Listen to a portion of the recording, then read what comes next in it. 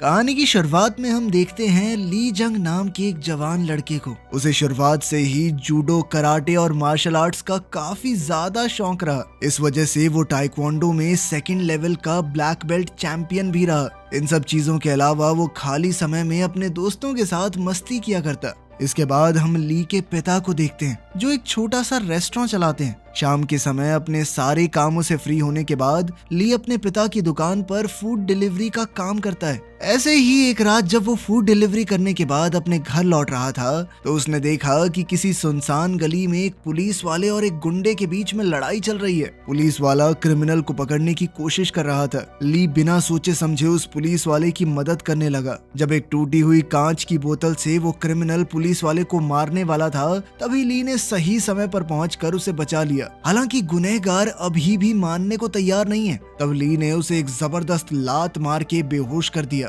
इस दौरान ली ने देखा कि उस गुंडे के पैर में काले रंग की कोई इलेक्ट्रिक बेल्ट बंधी हुई है। ली को समझ नहीं आया कि ये क्या है। वो पुलिस वाला वेनिस ली की बहादुरी देखकर काफी इम्प्रेस हो गया। काफी ज्यादा घायल होने की वजह से वेनिस को हॉस्पिटल में भर्ती किया गया। वहीं ली को उसकी बहादुरी के लिए पुलिस डिपार्टमेंट की तरफ से अवार्ड भी दिया गया। इसके बाद पार्क नाम का एक पुलिस वाला उससे मिलने आया। उसने ली को बताया कि शहर में लगभग 500 ऐसे लोग हैं जिनके पैरों में एक काले रंग का एंकल बैंड बंधा हुआ है। ये असल में एक तरह का जीपीएस ट्रैकर है जिससे पुलिस उनकी लोकेशन पर नजर रखती है। ये लोग असल में ऐसे क्रिमिनल्स हैं जो हाल ही में जेल से छूट कर आए हैं और ये कुछ बड़ा कांड करके ही अंदर गए थे। पुलिस उन पर नजर रखती है ताकि वो दोबारा जुर्म करें उससे पहले रोक सके। पार्क ने ली को ऑफर दिया कि वो उनके साथ काम करे। शुरुआत में ली ने मना कर दिया लेकिन पार्क ने समझाया कि इस काम के लिए उन्हें मार्शल आर्ट एक्सपर्ट्स की जरूरत है। जिस पुलिस वाले को ली ने बचाया था वो बहुत ज्यादा घायल होने की वजह से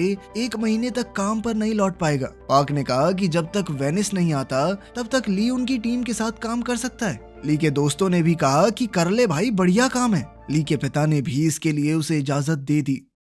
अगले ही दिन ली ने पुलिस फोर्स को ज्वाइन कर लिया। लेकिन ये डिपार्टमेंट पुलिस डिपार्टमेंट से थोड़ा अलग है। यहाँ के लोगों को ना तो पुलिस वाली यूनिफॉर्म पहननी होती है और ना ही इन्हें किसी क्रिमिनल से पूछताछ करने के लिए किसी वारंट की जरूरत है। उनका काम है क्रिमिनल्स की लोकेशन पर नजर रखना और जब भी उनके एंकल बेल्ट की बैटरी 30% से कम हो जाए उन्हें फोन करके रिचार्ज करवाना। मान लो उस क्रिमिनल ने कॉल नहीं उठाया या कॉल उठाने के बाद भी चालाकी दिखाई तो इन लोगों का काम है वहां जाकर उससे पूछताछ करना और जरूरत पड़ने पर उसे गिरफ्तार कर लेना। यहाँ शुरू के कुछ घंटे तो ली के लिए काफी बोरिंग थे और उसे ऐसा लगने लगा कि इस काम को ज्यादा दिन तो नहीं कर पाऊंगा मैं। लेकिन फिर उसे दिखाई दिया कि एक क्रिमिनल के एंकल बैंड की बैटरी 30% से कम हो गई है। फिर जब ली ने उसे कॉल किया तो उसने बिना बात सुने फोन काट दिया। इन लोगों ने जब उस क्रिमिनल का रिकॉर्ड चेक किया तो पता चला कि उसे रेप के चक्कर में अंदर डाला गया था। इसीलिए पार्क ली को अपने साथ लेकर तुरंत उस लोकेशन पर पहुंचा। ली ने नोटिस किया कि उसके घर की एक खिड़की में लोहे की बार नहीं लगी हुई तो उसने पार्क से कहा कि इस आदमी ने खिड़की से कूदकर भागने का पूरा प्लान बना रखा है पहले ही। इसलिए पार्क उसे पकड़ने के लिए मेन दरवाजे से आया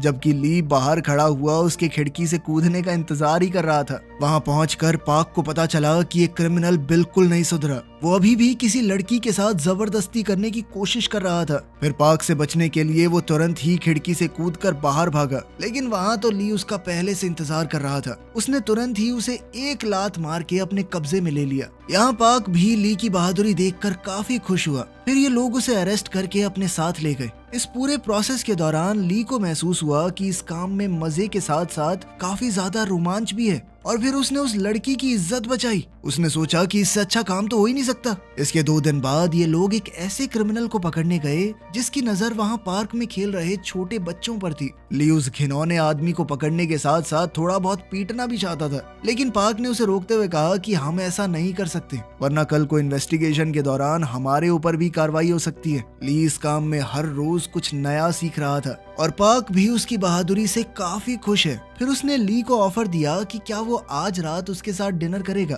तो ली ने पूछा मैं अपने दोस्तों को भी ले आऊं, फ्री का खाना उन्हें भी बहुत पसंद है। पार्क ने कहा कि हाँ बिल्कुल जरूर, तुम्हारे दोस्तों से मिलकर मुझे भी खुशी होगी। फिर उस रात ली अपने तीनों दोस्तों को लेकर पार्क की बताई हुई जगह पर पहुंच गया। सब लोगों ने एक साथ खाया पिया, काफी एंजॉय किया और अब पार्क भी ली के दोस्तों के साथ काफी अच्छे से घुल मिल गया था। वो उन लोगों के सामने ली की तारीफ करते हुए बता रहा था कि कैसे उसके आने के बाद उन लोगों का काम पहले से आसान हो गया है। इसके बाद जब ये लोग पार्टी खत्म करके अपने अपने घर जाने वाले थे, तभी पार्क के साथ काम करने वाले एक ऑफिसर ने उसे कॉल करके बताया कि एक क्रिमिनल है जो मर्डर के केस में अंदर गया था और 15 सालों की सजा काटने के बाद वो 1 महीने के लिए जेल से बाहर आया है। उस आदमी ने अपना एंकल बैंड काट के फेंक दिया है, जिस वजह से हम उसकी लोकेशन को ट्रैक नहीं कर पा रहे। उन लोगों को पता चला कि अभी कुछ देर पहले उस आदमी की लास्ट लोकेशन वहीं आसपास की है। तो ली ने फैसला किया कि वो अपने दोस्तों की मदद से उस आदमी को पकड़ने के लिए जाएगा। ली के एक दोस्त के पास एक ड्रोन था, तो ड्रोन की मदद से उन लोगों ने उस आदमी को जल्दी ढूंढ लिया। उसे पकड़ने के लिए ली अकेला ही वहां पर गया, क्योंकि पार्क इतनी भाग दौड़ नहीं कर सकता। वहां पहुंचते ही उस आदमी ने ली पर चाकू से हमला कर दिया, लेकिन ली ने बचते हुए एक लात मारकर उसे गिरा दिया।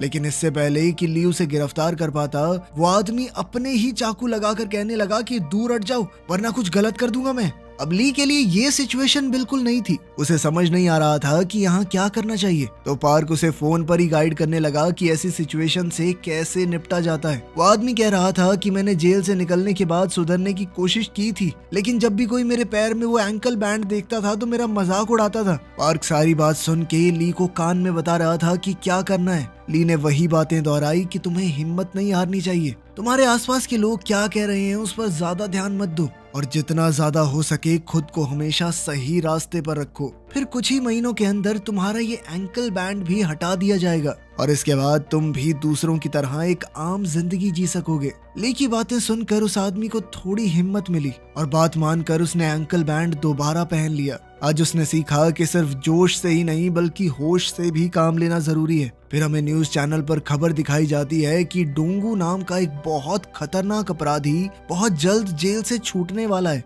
यह आदमी बहुत ही घटिया किस्म का था। उसके ऊपर लगभग 15 ऐसे केस थे जिसमें 12 या उससे कम साल के बच्चों के साथ उसने गलत किया था। पुलिस वाले इस बात को लेकर बहुत सीरियस थे कि कुछ भी हो इस आदमी पर नजर रखनी होगी, क्योंकि उसके बीते हुए कल को देखते हुए इस बात का पूरा शक है कि वो दोबारा भी ऐसा कुछ कर सकता है।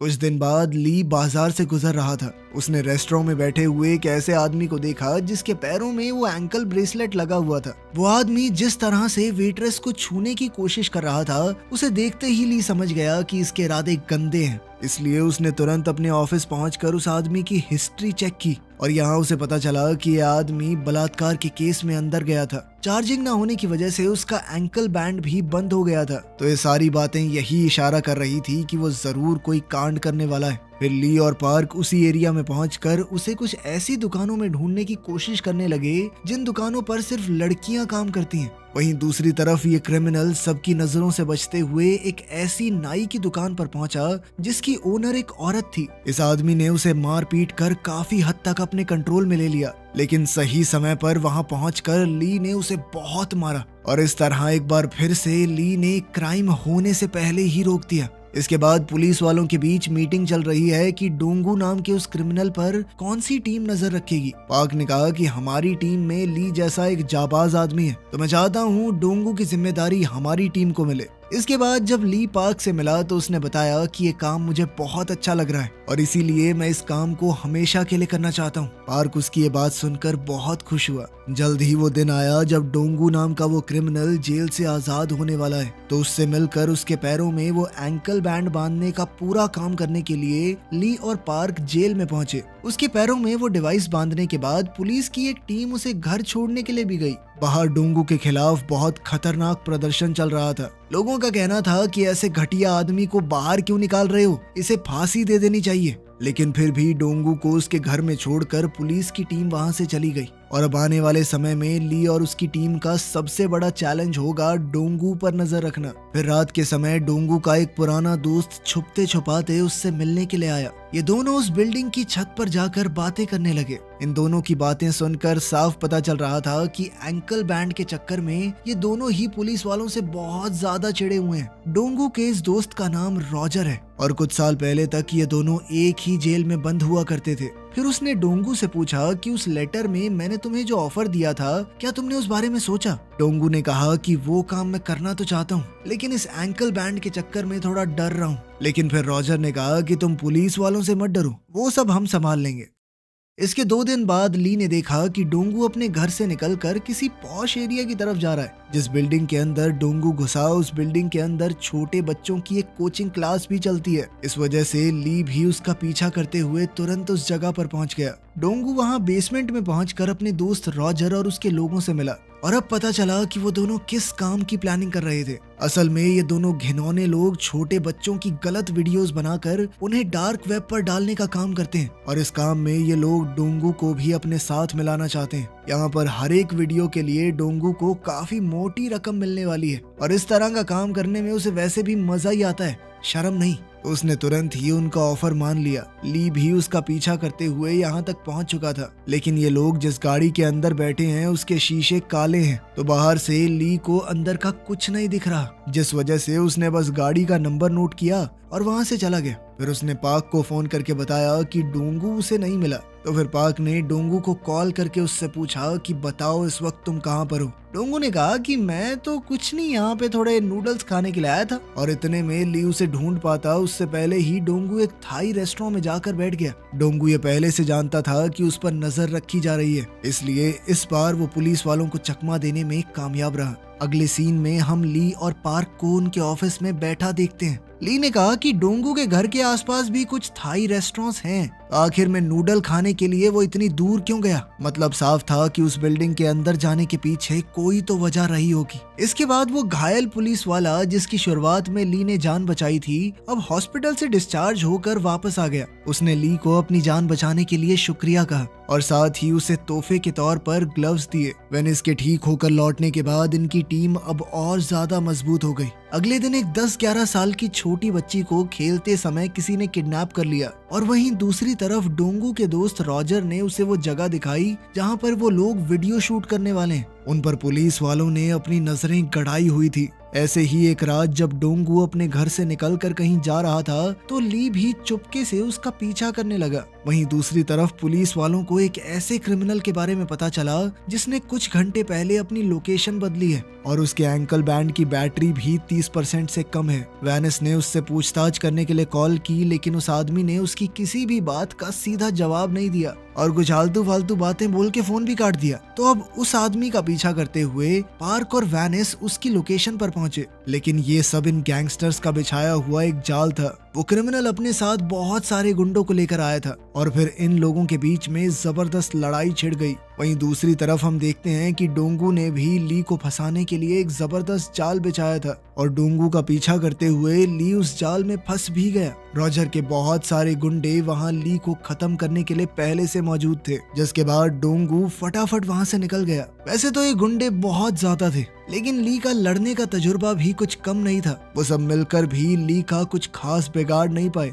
ली ने उन सभी गुंडों की बड़ी जबरदस्त तरीके से धुनाई की। वहीं दूसरी तरफ पार्क और वेनिस बहुत बुरा फंस चुके थे। वो दोनों गुंडों का मुकाबला बहुत बहादुरी से कर रहे थे, लेकिन आखिरकार गुंडे उनके ऊपर भारी पड़ने लगे। फिर भी ज्यादातर गुंडों को उन्होंने ठिकाने लगा दिया, लेकिन इस पूरी लड़ाई में ये दोनों भी बुरी तरह जख्मी हो गए। वहीं दूसरी तरफ सारे गुंडों को बढ़िया पीटने के बाद ली डोंगू का पीछा करते हुए उस जगह पर पहुंच गया जहां ये लोग वीडियो शूट करने वाले थे। फिर जैसे ही वो बेसमेंट एरिया में पहुंचा तो वहां उसे किसी बच्ची के चीखने चिल्लाने की आवाजें आई। ली समझ गया कि डोंगू नाम का वो घिनौना आदमी यहीं पर आया होगा। उसके काफी कोशिश करने के बाद भी दरवाजा नहीं खुला, तो फिर उसने बाहर जाकर खिड़की तोड़ी और अंदर गया। डोंगू के साथ ही उसका दोस्त रॉजर भी वहां मौजूद था। अब ली वहां पहुंचकर दोनों को ही बुरी तरह पीटने लगा, लेकिन पुलिस वाला होने की वजह से ली के ऊपर पाबंदी है, वो उन दोनों को जान से नहीं मार सकता। इस बात का फायदा उठाकर गुंडों ने ली पर चाकू से हमला कर दिया।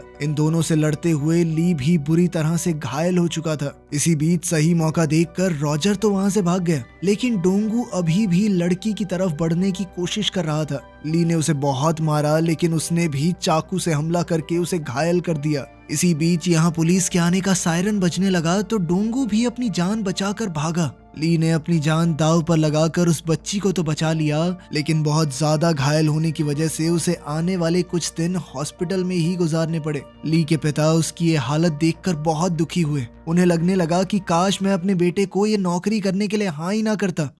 कुछ घंटों बाद जब ली होश में आया तो उसने सबसे पहले डोंगू के बारे में ही पूछा। उसके सीनियर ऑफिसर्स ने बताया कि डोंगू वहां से भागने में कामयाब हो गया और अब तक उसने अपना एंकल बैंड भी काट कर फेंक दिया है। दूसरी तरफ पार्क की गर्दन की हड्डी में भी बहुत चोट आई थी, जिस वजह से उसे तो कई महीनों तक हॉस्पिटल में एडमिट रहना पड़ेगा। और बेचारा वैनिस तो उस लड़ाई में बहुत ज्यादा खून बहने की वजह से मर ही गया। ये सब कुछ जानने के बाद ली को बहुत ज्यादा दुख हुआ, क्योंकि अब तक उसने सोचा नहीं था कि इस नौकरी में उसे इतना खून खराबा भी देखने को मिल सकता है। इसके बाद जब ये लोग अपने साथ ही वैनिस के अंतिम संस्कार पर गए तो वहाँ पर उस छोटी बच्ची की मम्मी भी आई, जिसे उस दिन ली ने डोंगू से बचाया था। उसकी माँ ने बच्ची का लिखा हुआ एक थैंक यू नोट ली को दिया और बताया कि मेरी बेटी आज भी गहरे सदमे में है। वो फिलहाल इतनी ज्यादा डरी हुई है कि घर से बाहर तक नहीं निकलना चाहती, लेकिन जब भी मैं उसे आपकी बहादुरी के बारे में बताती हूँ तो उसे बहुत हिम्मत मिलती है।